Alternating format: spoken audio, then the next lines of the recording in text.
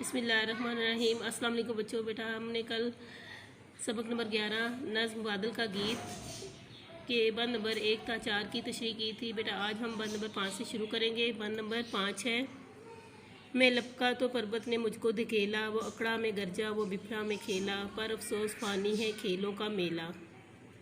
जी बेटा बंद नंबर 5 के मुश्किल अल्फाज के मैंने देखें। लपका दौड़ा, धकेला धक्का दिया, फानी फना होने वाला, बिफरा जोश में आया, गर्जना गुस्से से चीखना।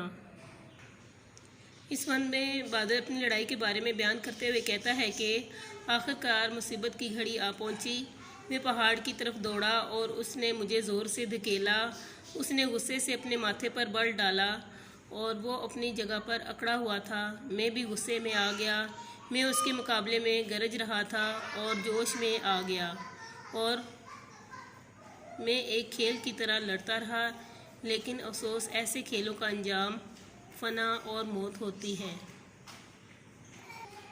बंद नंबर 6,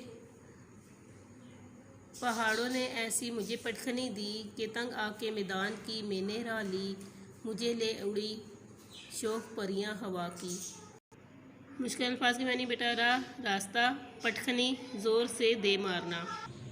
इस बंद में बादल कहता है कि पहाड़ों ने अपनी लड़ाई ज़ोरों पर रखी। जो ही मैं पहाड़ की तरफ बढ़ा, इन ऊंचे पहाड़ों ने मुझे इतने ज़ोर से ज़मीन पर गिरा दिया कि मुझे कहीं जगह ना मिली और मुझे मजबूरन मैदान का रुख करना पड़ा और हवा की उड़ती हुई लहरें आई और मुझे अपने साथ लेकर उड़ने लगी।